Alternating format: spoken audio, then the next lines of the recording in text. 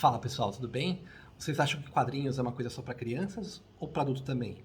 E mesmo para adulto, a gente está falando de quadrinhos para super-heróis ou quadrinhos mais sérios de outros assuntos? Será que isso é possível? Se você acha que sim, esse é um vídeo para você. Primeiro, vou me apresentar aqui.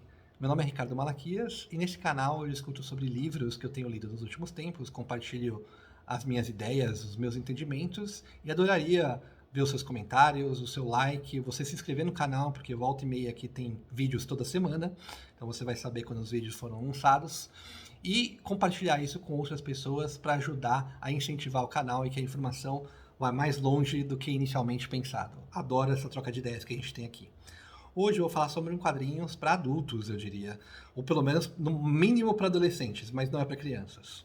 Este quadrinho aqui, que é o chamado Mouse, é um quadrinho super famoso, estava há muito tempo na minha lista e acabei definitivamente lendo esse mês. Eu falei, eu preciso ler quadrinhos, e esse aqui foi escolhido. Ele fala de um período muito ruim da história da humanidade, que foi o período do Holocausto, onde mais de 6 milhões de judeus morreram de uma forma sistemática organizada pelos nazistas alemães durante a Segunda Guerra Mundial. Qual que é a narrativa do livro?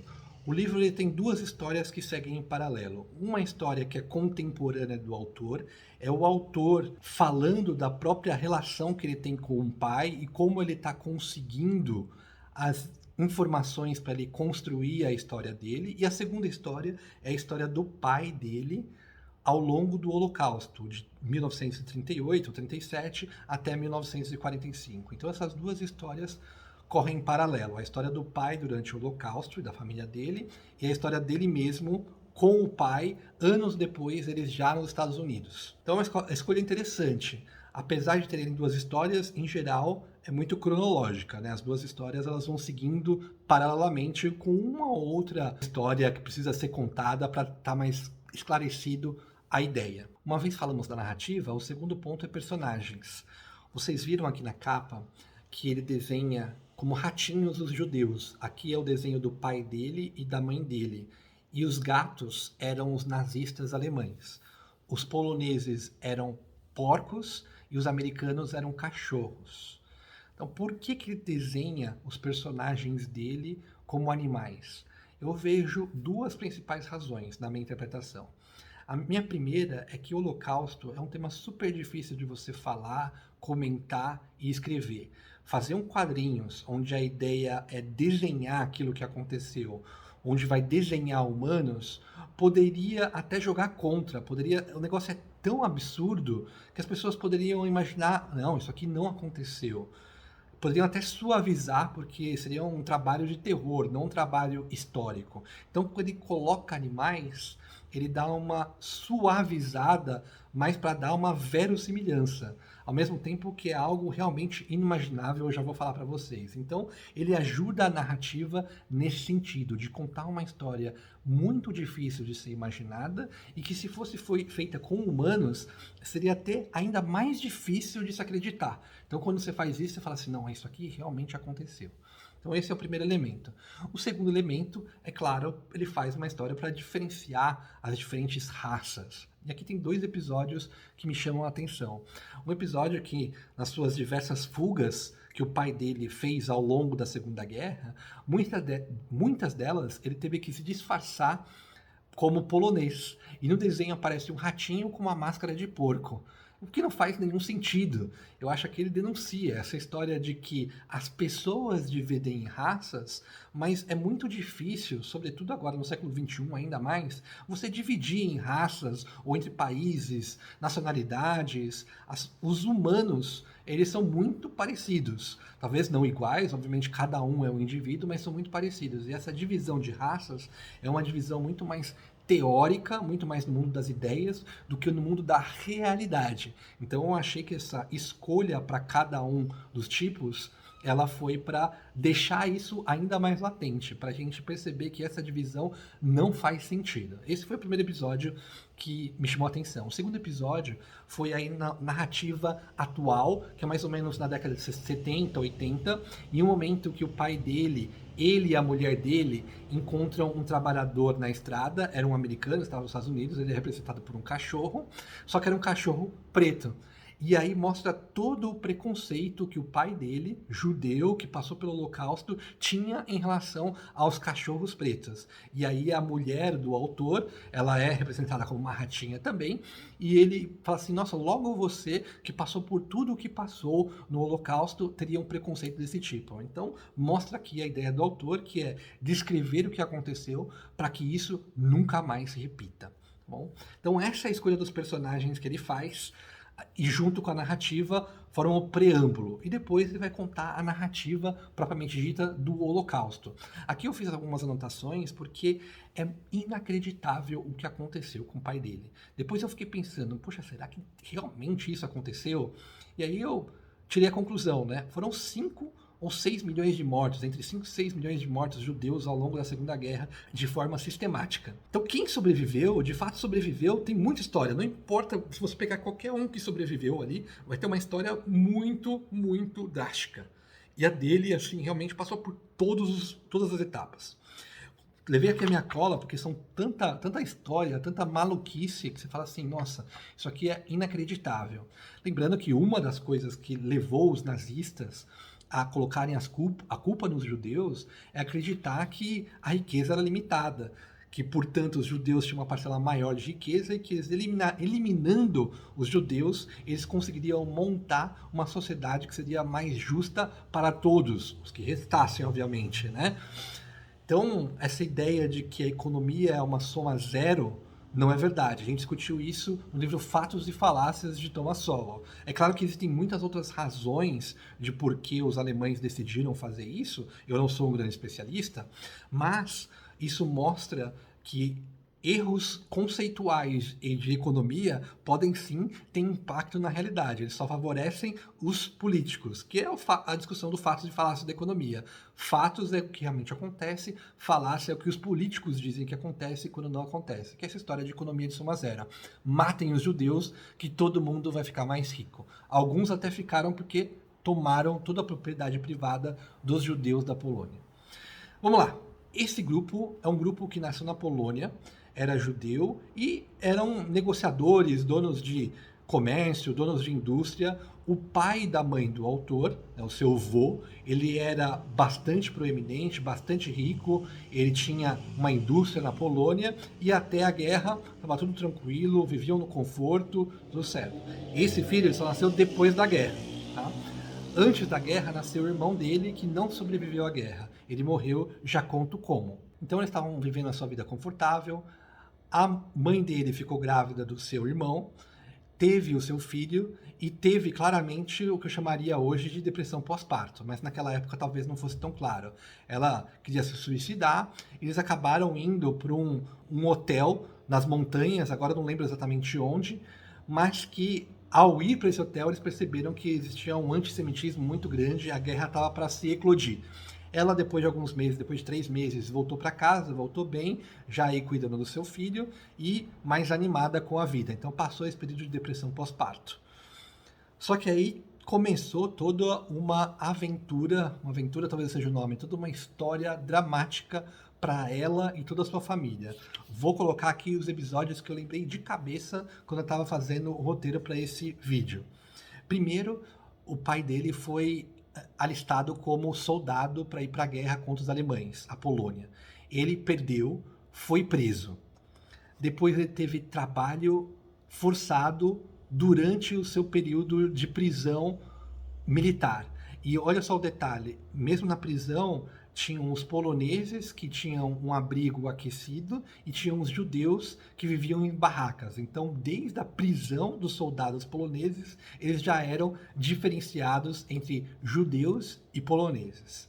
Depois ele foi solto e escapou de uma execução sumária. Muitos dos soldados estavam sendo soltos, mas sendo soltos em cidades específicas, e os soldados alemães iam lá e simplesmente executavam. Porque diziam, quando você está preso, você não pode executar, mas depois que soltou, eles executavam assim. Depois começou uma série de racionamento de comida, quando ele voltou para casa. Então, esquece o livre comércio, esquece a livre iniciativa, você recebia cartões de comida do governo e só esses cartões poderiam ser trocados. Obviamente isso gerou um mercado negro. Depois tomaram as propriedades dos judeus, inicialmente as casas, inicialmente os móveis, depois as casas, as indústrias e comércio, tudo isso foi tomado na mão grande, tanto por alemães quanto por poloneses. Depois eles mudaram de casas para alguns guetos, inicialmente na cidade onde estavam, depois separaram em cidades específicas.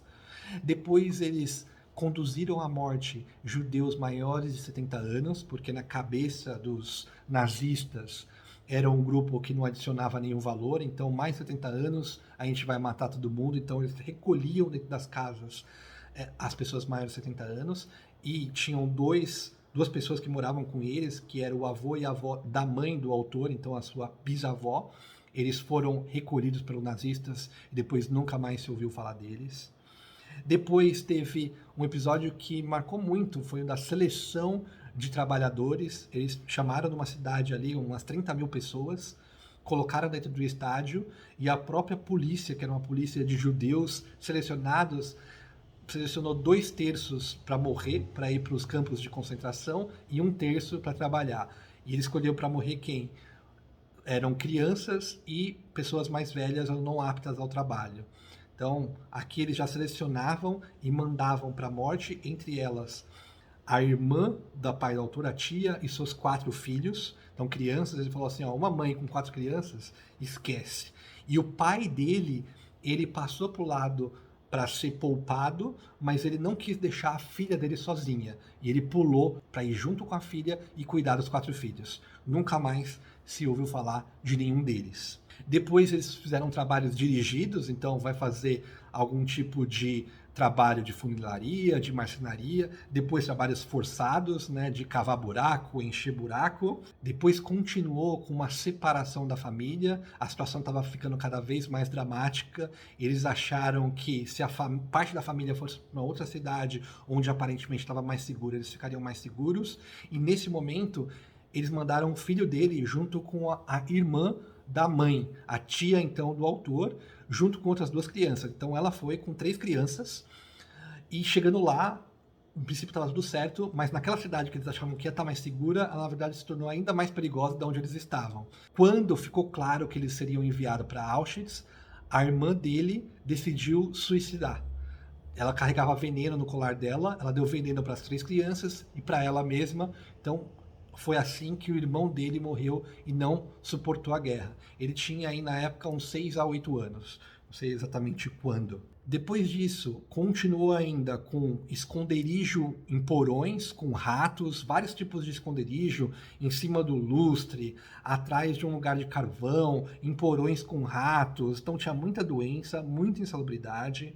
Depois tentaram fugir para a Hungria. Nessa tentativa de ir para a Hungria, eles foram traídos pelos atravessadores, que pegaram o dinheiro e denunciaram para os alemães, e aí foram levados para Auschwitz. Em Auschwitz, não sei exatamente como é a pronúncia, foi pela primeira vez que o pai e a mãe foram separados, então tinha um acampamento para homem e outros para mulheres.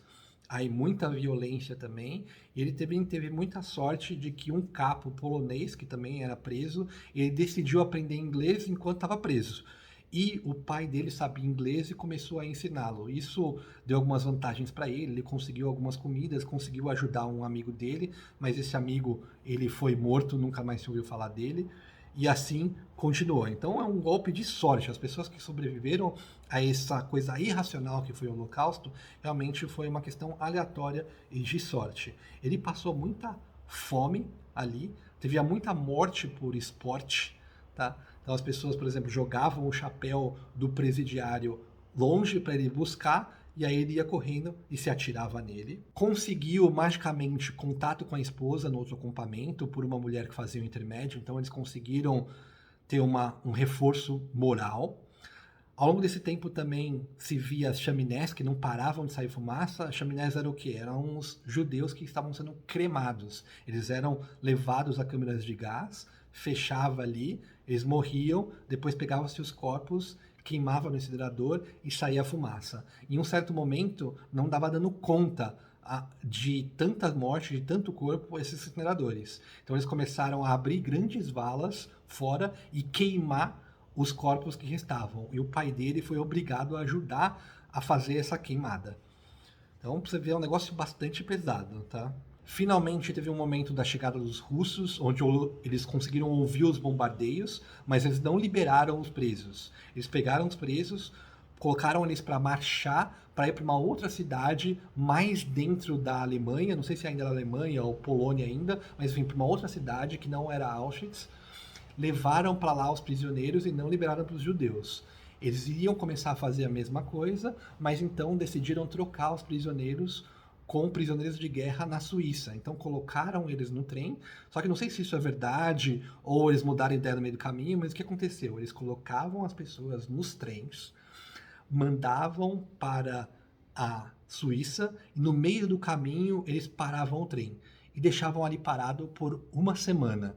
Depois dos 3, 4 dias, eles abriam o vagão, falava joguem os mortos. E cada dia fazia a mesma coisa. O pai dele sobreviveu a isso. A mãe depois foi se descobrir que ela conseguiu fugir depois da libertação de Auschwitz, né? Ela já conseguiu fugir. Ele não, ele ainda teve essa etapa, foi colocado no trem e dos 200 pessoas que estavam no trem, mais ou menos só umas 25 conseguiram sobreviver. E ele conseguiu sobreviver porque ele pendurou um cobertor que ele tinha, que os nazistas deram para ele, em ganchos, porque eram vagões de carga de animais, e tinham esses ganchos para pendurar as vacas, então ele conseguiu pendurar e ficar ali em cima. Então muitos morriam por doença e por fome, mas ele conseguiu então sobreviver a essa estadia horrível dentro do trem, onde ele fala assim que é aí que os problemas dele começaram. Então ele falou que passou por vários problemas e só aí que começou, o que é um absurdo, né? De tanta coisa ruim que ele passou, ele viu isso como a pior entre elas, tá? Depois deles serem prisioneiros, eles finalmente foram libertados e aí os alemães, quando libertaram, eles quiseram juntar todos os judeus em grandes centros e quiseram metralhar, mas como eles estavam perdendo a guerra, eles desistiram. Ele falou, vou fugir, não vou ficar aqui metralhando ninguém. Então, mas mais uma tentativa que ele conseguiu fugir. Depois disso, cada um foi para o seu canto. Ele, junto com um amigo dele, eles foram procurar uma cidade, acharam uma casa, então colocaram as roupas que estavam lá e finalmente os americanos chegaram. Como ele sabia falar inglês, os americanos gostavam bastante dele, então ele acabou utilizando isso ao seu favor, até que os donos poloneses falaram, não, essa casa é minha, eles estão usando a minha roupa e tudo mais. E aí ele falou, não, tá bom, a gente devolve e voltou para a cidade dele procurando a esposa, que é a Anja. E nesse caminho ele teve muito cuidado, porque já tinha relatos de judeus que voltavam para suas antigas casas, querendo reivindicar o seu patrimônio, e foram mortos pelos poloneses por reivindicar o que era deles. Então a pessoa quis, essa casa é minha, essa padaria é minha, falou assim, essa padaria não é sua, de repente no outro dia ele aparecia enforcado no meio da praça. Depois ele foi exilado para a Suécia e finalmente conseguiu ir para os Estados Unidos, onde tinha um parente da esposa dele, eles queriam ficar próximos, então decidiram ir para os Estados Unidos, apesar de que ele teve um relativo sucesso ali na Suécia e por ele talvez ele teria continuado por lá. Mas assim, algumas coisas que eu lembrei de cabeça do horror que aconteceu nesse período do Holocausto.